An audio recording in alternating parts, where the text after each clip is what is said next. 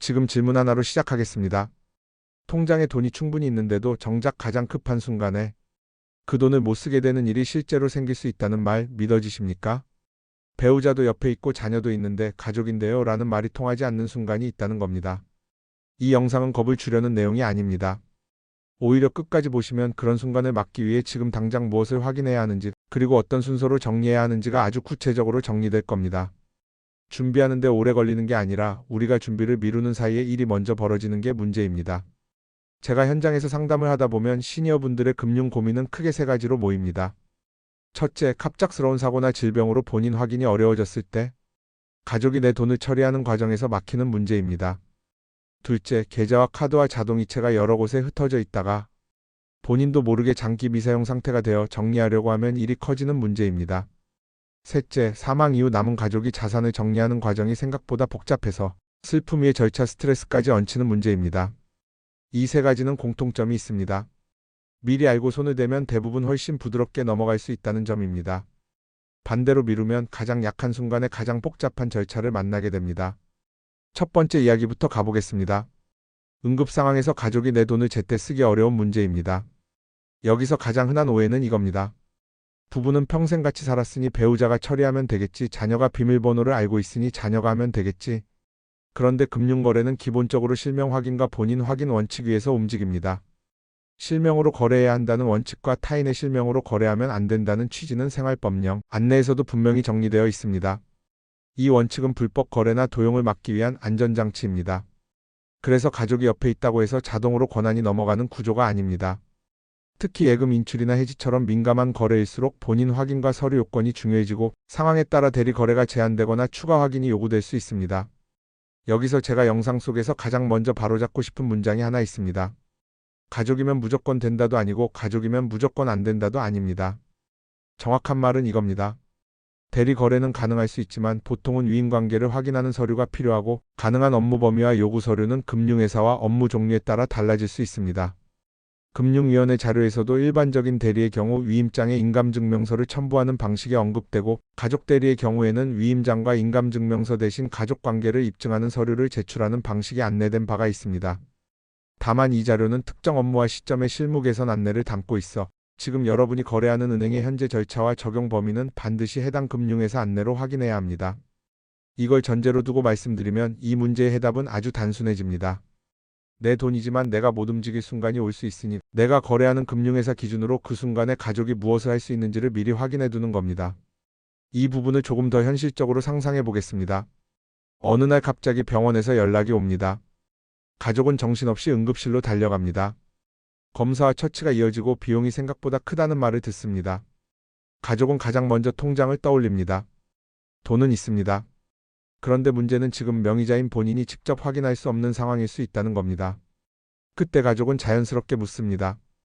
통장도 있고 신분증도 있고 가족인데 왜 안 되느냐고요. 하지만 금융기관은 원칙적으로 본인 확인을 기반으로 거래를 처리해야 하고 대리 거래에는 확인 절차가 붙을 수 있습니다. 이 장면이 괴로운 이유는 돈이 없어서가 아니라 돈이 있어도 접근 경로가 막힐 수 있기 때문입니다. 그래서 저는 응급 대비를 재테크가 아니라 접근권 정리라고 부릅니다. 그럼 지금 이 영상에서 바로 실행할 수 있게 질문 문장을 아주 구체적으로 드리겠습니다. 주거래 은행에 전화하거나 방문하실 때 이렇게 물어보세요. 제가 거동이 어렵거나 의식이 없는 상황을 대비해서 배우자나 자녀가 제 예금 관련 업무를 처리하려면 어떤 서류가 필요합니까? 인출과 해지, 자동이체 변경은 각각 기준이 다릅니까? 그리고 가능하다면 이렇게 한 문장도 덧붙이세요. 가족 대리로 가능한 범위와 불가능한 범위를 구분해서 안내해 주실 수 있습니까? 이 질문을 지금 해두면 가장 급할 때 처음 묻는 일을 줄일 수 있습니다. 응급실은 설명을 듣는 장소가 아니라 실행이 필요한 장소이기 때문입니다. 여기서 또 하나 많은 분들이 실수하는 포인트를 말씀드리겠습니다. 비밀번호를 가족에게 알려두면 해결될 거라고 생각하는 경우가 있습니다. 그런데 비밀번호 공유는 제도적 대비가 아닙니다. 금융회사는 비밀번호를 아는 사람을 권한자로 인정하지 않습니다. 오히려 비밀번호를 공유해두면 나중에 의도와 상관없이 오해가 생길 가능성도 있습니다. 제가 권하는 방식은 비밀번호를 공유하는 것이 아니라 정식 절차로 무엇이 가능한지 확인하고 가족이 무엇을 준비해야 하는지 방향을 공유하는 것입니다. 방향 정보는 가족에게 큰 힘이 됩니다. 예를 들어 우리 집 주거래, 은행에서는 이런 서류가 필요하다고 안내받았다 정도만 공유해도 가족은 불안이 크게 줄어듭니다. 이건 재산을 공개하라는 말이 아닙니다. 위기 대응의 지도를 공유하라는 말입니다. 이제 두 번째 이야기로 넘어가겠습니다. 흩어진 계좌와 장기 미사용 자동이체의 문제입니다. 이 문제는 한 번에 큰 사고가 터지기보다는 조용히 불편이 쌓이는 형태로 옵니다. 그래서 더 오래 방치됩니다. 젊을 때는 통장을 여러 개 만드는 게 자연스럽습니다. 월급 통장, 적금 통장, 카드 결제 통장, 보험료 통장, 세금이나 공과금 통장, 그리고 이벤트로 만들었던 통장. 시간이 지나면 내가 어디에 뭘 만들었는지 기억이 흐려집니다. 주소가 바뀌고 연락처가 바뀌고 주거래 은행이 바뀌면 더 빨리 잊힙니다. 그러다 어느 날 정리를 하려 하면 어디부터 손대야 할지 막막해집니다. 특히 자동이체가 걸려 있으면 더 그렇습니다. 내가 잊어도 돈은 나갑니다. 그래서 이 문제의 본질은 숨은 계좌 찾기가 아니라 관리의 단순화입니다. 이때 도움이 되는 게 공식 통합 조회 서비스입니다. 금융결제원이 운영하는 계좌정보통합관리 서비스, 흔히 어카운트 인포로 알려진 서비스는 계좌, 카드, 보험, 대출, 자동이체 등 흩어진 금융정보를 한눈에 확인하고 관리할 수 있다고 안내합니다. 그리고 서비스 안내에서도 금융회사에 등록된 자동이체를 한 번에 확인하고 정리할 수 있다는 점을 강조하고 있습니다. 어카운트 인포 앱 설명에서도 자동이체 내역을 확인해서 해지나 변경을 할 수 있다는 내용이 포함되어 있습니다.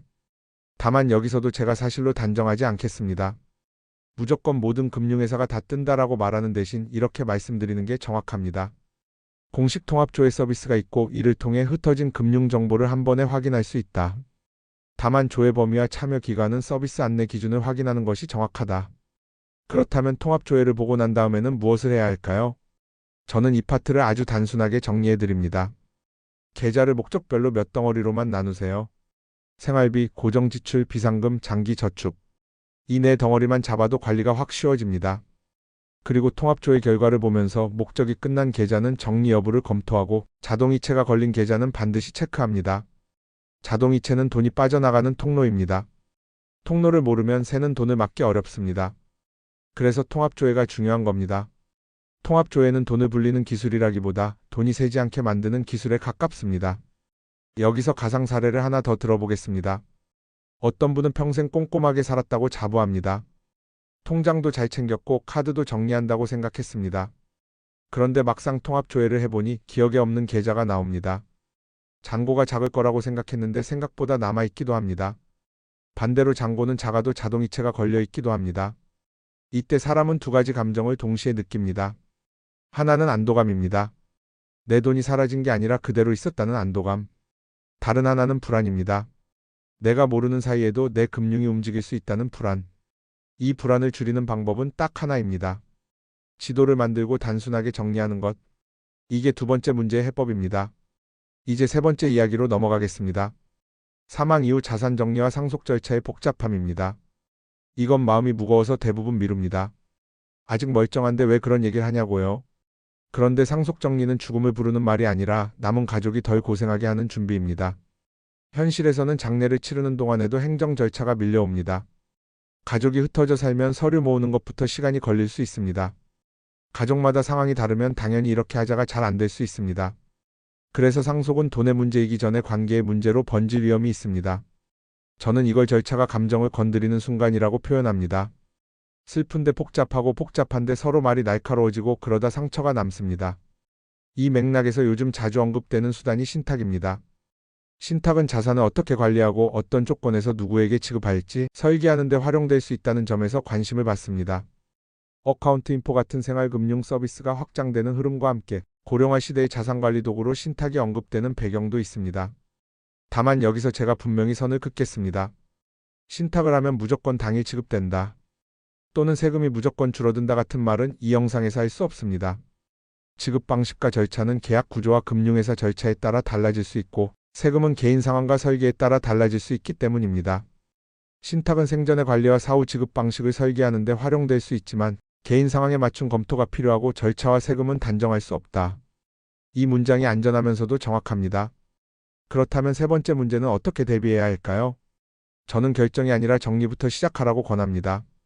내 자산이 어디에 얼마나 흩어져 있는지, 통장은 몇 개인지, 자동이체는 어디로 나가는지, 보험은 어디에 가입되어 있는지, 대출은 남아있는지. 이런 기본 정리가 먼저입니다. 이 정리는 두 번째 문제의 통합조회와도 연결됩니다.